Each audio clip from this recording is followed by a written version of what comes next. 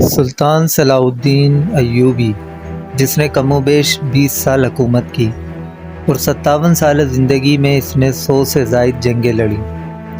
سلطان صلاح الدین ایوبی سلطنت کے بانی تھے، جو نہ صرف تاریخ اسلام بلکہ تاریخ عالم کے مشہور ترین فاتحین اور حکمرانوں میں سے ایک تھے۔ ہسٹوریکل انفو میں خوش آمدید، اور میں ہوں ظفر علی۔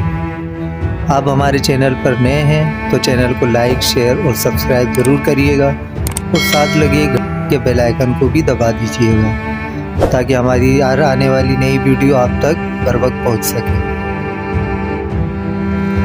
معرکہ حطین، جو کہ سلطان صلاح الدین ایوبی کی زندگی کا سب سے اہم معرکہ تھا۔ حطین دراصل فلسطین کا ایک گمنام سا گاؤں تھا، لیکن سلطان صلاح الدین ایوبی نے اسے وہ عزت بخشی کہ آج ساری دنیا کے جنگی مبصر آج اس کے تجزیے کرتے نظر آتے ہیں کہ صلیبی جنگوں کے اس ہیرو نے دشمن کو شرمناک شکست دی۔ صلیبیوں کے ایک کے سوا باقی تمام حکمران جنگی قیدی بن چکے تھے۔ سلطان صلاح الدین ہمیشہ جمعہ مبارک کے دن لڑائی کے لیے کوچ کیا کرتے تھے، اور حطین کو کوچ کرنے کے لیے بھی سلطان نے جمعے کا دن منتخب کیا۔ یہ 15 مارچ 1187 عیسوی کا دن تھا۔ سلطان نے فوج کا ایک حصہ ساتھ لیا اور کرک کے قلعے کے قریب خیمہ زن ہو گئے۔ صلیبی جاسوسوں نے فوراً اپنے اتحادی فوجیوں کو خبر پہنچائی کہ سلطان ایوبی کرک کے قریب خیمہ زن ہو گیا ہے۔ اس سے یہ مطلب لیا گیا کہ سلطان کرک کا محاصرہ کریں گے، لیکن سلطان کا مقصد حج سے آنے والے مصر شام کے قافلوں کی حفاظت تھی، جبکہ ان پر کرک کے قریب ہی حملے ہوا کرتے تھے۔ حاجیوں کے قافلے گزر جانے کے بعد سلطان صلاح الدین ایوبی نے 28 مئی 1187 عیسوی کے روز مصر اور شام کے قریب ایک پڑاؤ ڈالا۔ سلطان کا ارادہ تھا کہ مصر اور شام کی فوجیں اس سے آ ملیں گی۔ سلطان کا بڑا بیٹا الملک فضل، جس کی عمر 16 سال تھی، ایک مشہور سالار مظفر الدین کے ساتھ جا ملا۔ اس طرح سلطان کی ساری فوج جمع ہو گئی۔ سلطان نے اپنے سالاروں کو ہدایت دینے کے لیے آخری بار جمع کیا اور کہا، میرے رفیقوں، اللہ تمہارا مددگار ہو۔ دلوں سے اپنے عزیزوں اور اپنے گھروں کا خیال نکال دو، اور دلوں میں قبلہ اول کو بسا لو، اور اللہ رب ذوالجلال کا اسم مبارک اس میں نقش کر لو۔ اس نے ہمیں یہ سعادت بخشی کہ ہم قبلہ اول کو آزاد کرائیں اور اپنی بیٹیوں کی بے عزتی کا انتقام لیں جو کفار کے ہاتھوں بے آبرو ہوں۔ ہماری تعداد دشمن کے مقابلے میں کم ہے، اور آپ کا مقابلہ 7 صلیبی فوجوں کے ساتھ ہے، جن کے بیشتر نائٹس سرے سے لے کر پاؤں تک لوہے میں ڈوبے ہوئے ہیں۔ سلطان نے کہا کہ آپ جانتے ہیں کہ میں ہر جنگ جمعے کے مبارک دن شروع کرتا ہوں۔ میں اس وقت آگے بڑھوں گا جب مسجدوں میں قوم خطبہ سن رہی ہوگی۔ یہ وقت قبولیت کا ہوتا ہے۔ میں نے ہر قصبے اور ہر گاؤں میں اطلاع بھجوا دی ہے کہ جمعے کے روز دعاؤں میں اپنے مجاہدین کو شامل کریں، جو کہ جمعے سے محروم ہو کر میدان جنگ میں زخمی ہو کر گرتے ہیں۔ صلیبیوں کو ایک اور دھوکہ یہ ہوا کہ سلطان ایوبی اکثر چھاپہ مار قسم کی جنگ لڑا کرتے تھے، جس سے کم نفری لگا کر دشمن کی فوج کو زیادہ نقصان پہنچتا تھا۔ صلیبی فوج اب قلعے میں بھی تھی اور باہر بھی تھی۔ سلطان ایوبی نے تیز رفتاری سے فوج کو اس طرح پھیلایا کہ یہاں جو تالاب تھا، سلطان نے اس تالاب پر قبضہ کر لیا۔ صلیبیوں کی ایک فوج نے سیفوریا کے مقام پر پڑاؤ ڈالا، لیکن سلطان ایوبی آگے بڑھ کر مقابلہ کرنے کے بجائے اپنی جگہ رکے رہے۔ وہ دراصل صلیبیوں کو حطین کی قریب لانا چاہتے تھے۔ جب صلیبی آگے آتے نظر نہ آئے تو سلطان نے ایک دستہ ذرا سا آگے بھیجا اور خود ہلکا رسالہ لے کر تبریہ پر حملہ کر دیا، اور حکم دیا کہ تبریہ کو تباہ و برباد کر کے شہر کو آگ لگا دی جائے، کیونکہ تبریہ کا قلعہ ذرا ہٹ کر تھا۔ فوج قلعے میں تھی۔ شہر کو بچانے کے لیے فوج قلعے سے نکل کر شہر کو روانہ ہوئی۔ سلطان ایوبی نے اس کا راستہ روک لیا۔ صلیبیوں کی فوج جو قلعے سے آئی تھی، ان کی کمان رچنالڈ کے ہاتھ میں تھی۔ تبریہ کی ٹیبریوں پر اس کی اور سلطان کی فوج آمنے سامنے ہوئی۔ قاضی بہاؤالدین اس لڑائی کا آنکھوں دیکھا حال ان الفاظ میں بیان کرتے ہیں۔ وہ لکھتے ہیں کہ دونوں فوجوں کے سواروں نے ایک دوسرے پر حملہ کر دیا ہر اول کے سوار تیر چلاتے آ رہے تھے۔ صلیبیوں کو موت نظر آنے لگی تھی اور مسلمانوں کو پیچھے دریا اور سامنے دشمن نظر آ رہا تھا۔ پیچھے ہٹنے کے لیے ان کے پاس کوئی جگہ نہ تھی۔ پھر یہ دونوں فوجیں ایسی لڑیں جس کی مثال تاریخ پیش نہیں کر سکتی۔ سارا دن لڑائی جاری رہی۔ رات کو مسلمان چھاپہ ماروں کی دشمن کو پریشان رکھا۔ دشمن کی فوج اور گھوڑے پیاسے تھے لیکن پانی پر مسلمان قابض تھے۔ چھاپہ مار دشمن کو پانی کی تلاش میں جانے بھی نہیں دیتے تھے۔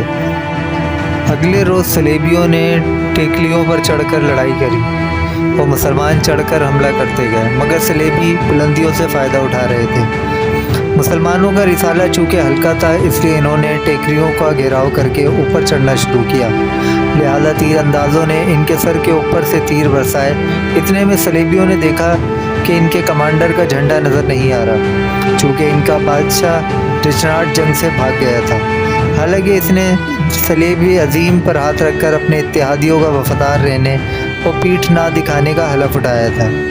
صلیبیوں کے بھاگنے کے تمام راستے بند ہو گئے تھے۔ اب صلیبی دفاعی جنگ لڑ رہے تھے، بلندیاں ان کی مدد کر رہی تھیں۔ مسلمانوں نے لکڑیاں جمع کر کے صلیبیوں کے ارد گرد آگ لگا دی۔ رات کو سلطان ایوبی کی فوج گھاس اور لکڑیاں جمع کرتی اور آگ تیز کرتی رہتی۔ دن بھر کے تھکے پیاسے صلیبی بلندیوں پر جھلسنے لگے۔ ان میں سے ایک دستے نے بھاگنے کی کوشش کی لیکن مسلمانوں نے ان میں سے کسی ایک کو بھی زندہ نہ چھوڑا۔ دوسرے دن صلیبی فوج نے ہتھیار ڈال دیے۔ 3 جولائی 1187 عیسوی کے روز سلطان ایوبی نے اپنے منصوبے پر عمل شروع کیا جو کہ سلطان نے حتین کے لیے بنایا تھا۔ یہ جمعہ کا مبارک دن تھا۔ سلطان کے جاسوسوں نے سلطان کو بتا دیا تھا صلیبیوں کی فوج نے اتحاد کر لیا ہے، تو سلطان ایوبی کی جنگی قوت جو تھی وہ تو تھی، سلطان نے اپنی فوج کی نقل و حرکت کے انداز سوچ لیے تھے۔ سلطان دشمن کو بڑی خوبی سے حتین میں لے آئے تھے۔ ارد گرد قلعہ بندیوں اور آبادیوں پر سلطان پہلے ہی قابض تھے۔ پانی بھی سلطان کے قبضے میں تھا اور موسم کا قہر بھی سلطان کے حق میں تھا۔ دشمن حتین میں آیا تو جان نہ سکا کہ وہ سلطان ایوبی کی نہایت خوبی اور تقسیم سے لگائی ہوئی فوج کے نرغے میں آ چکے ہیں۔ سلطان ایوبی کی چھاپہ مار فوج نے دشمن کی دیکھ بھال کی چوکیوں اور گشتی پہرے داروں کو تہس نہس کر دیا تھا۔ ایوبی فوج نے نہ تو رات اور نہ ہی دن کو انہیں آرام کرنے دیا، نہ ہی ان کو سوچنے کی مہلت ملی۔ بالآخر 4 جولائی 1187 عیسوی کو سلطان کی درمیانی فوج نے آمنے سامنے جنگ لڑی۔ ٹیکریوں کی وجہ سے میدان جنگ تنگ تھا۔ صلیبی ادھر سے ادھر بھاگنے کی کوشش کرنے لگے تو مسلمانوں کا لائٹ رسالہ حرکت میں آ جاتا۔ تیر انداز بلندیوں پر تھے جہاں سے وہ تیر برسا رہے تھے۔ سلطان ایوبی کی کیفیت یہ تھی کہ کبھی نیچے کبھی اوپر چڑھ جاتے اور ان کے برق رفتار قاصد سلطان کے پاس پیغام پہ پیغام لائے جا رہے تھے۔ صلیبی نائٹس کی ذرہ بختر انہیں جلا رہی تھی اور ان کے گھوڑے پیاسے تھے اور پانی سامنے ہونے کی وجہ سے ان کی پیاس میں اضافہ ہوتا چلا گیا۔ صلیبیوں نے کمک منگوا کر ایک جوابی حملہ کیا جو کہ ان کی آخری امید تھی۔ جہاں انہوں نے حملہ کیا وہاں کی کمان سلطان ایوبی کے ایک سالار تقی الدین کے ہاتھ میں تھی۔ تقی الدین نے حملہ روکنے کے لیے اپنی فوج کو نیم دائرے کی شکل میں کر دیا۔ دشمن سیدھا اور سٹ پٹایا۔ تقی الدین نے نیم دائرے کے سرے بند کر دیے اور صلیبی گہرے میں آ گئے۔ صلیبیوں کی ایسی درگت دیکھنے میں کبھی نہ آئی تھی۔ پہلی بار ان کا صلیب عظیم صلیب کے ساتھ جنگ میں موجود تھا، یعنی جس صلیب پر صلیبیوں نے اسلام اور مسلمانوں کو ختم کرنے کے حلف اٹھائے تھے، میدان جنگ میں لائی گئی تھی۔ اب صلیبی بادشاہوں نے اپنی پیٹھ دکھانا شروع کر دی تھی اور بھاگنے کی کوشش کرنے لگے، جنہیں مسلمان سپاہیوں نے دیکھ لیا اور زندہ پکڑ لیا، اور صلیب اعظم بھی مسلمانوں کے قبضے میں آ گئی۔ مگر سلطان نے بیت المقدس پر قبضے کے بعد وہاں کے عیسائیوں کو لوٹا دی۔ شام تک جنگ حتین کا فیصلہ ہو چکا تھا۔ سلطان ایوبی کے سامنے جو دو قیدی لائے گئے تھے اس میں رچنارڈ کے علاوہ باقی 6 اتحادی بھی شامل تھے۔ کرک کا گورنر رچنارڈ، جسے سلطان نے اپنے ہاتھوں سے قتل کرنے کی قسم کھائی تھی۔ قاضی بہاؤالدین ذکریہ لکھتے ہیں کہ سلطان ایوبی نے صلیبی بادشاہ جیفرے کو شربت پیش کیا۔ جیفرے نے آدھا شربت پی کر گلاس رینالڈ کو دے دی۔ رینالڈ شربت لینے لگا تو سلطان ایوبی نے اپنے ترجمان سے گرج کر کہا کہ رینالڈ سے کہو کہ اسے میں نے نہیں اپنے بادشاہ نے شربت دیا ہے۔ اہل عرب مہمان صرف اسے شربت پیش کرتے ہیں جس کی وہ جان بخش چکے ہوتے ہیں، سو میں نے رینالڈ کو شربت پیش نہیں کیا۔ سلطان نے خادموں سے کہا کہ ان سب کو کھانے پر بٹھاؤ۔ جب سب کھانے والے خیمے میں جا کر کھانا کھانے لگے تو سلطان نے جیفرے اور رچنالڈ کو اپنے خیمے میں بلایا۔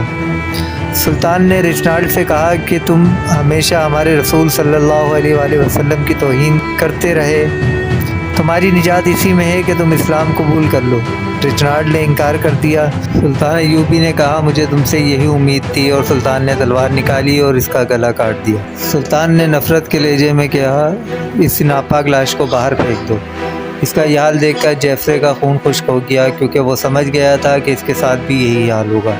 پر سلطان نے جیفرے کے کندھے پر ہاتھ رکھ کر کہا کہ بادشاہ کو قتل نہیں کرتا، اس نے ہمارے نبی صلی اللہ علیہ وسلم کی شان میں گستاخی کی تھی، اس لیے اس کو مارنا ضروری تھا۔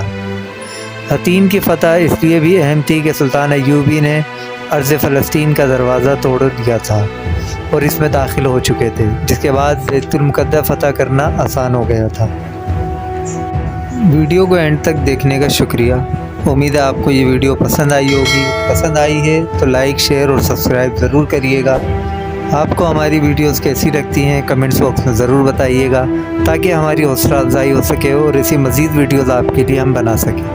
اللہ حافظ۔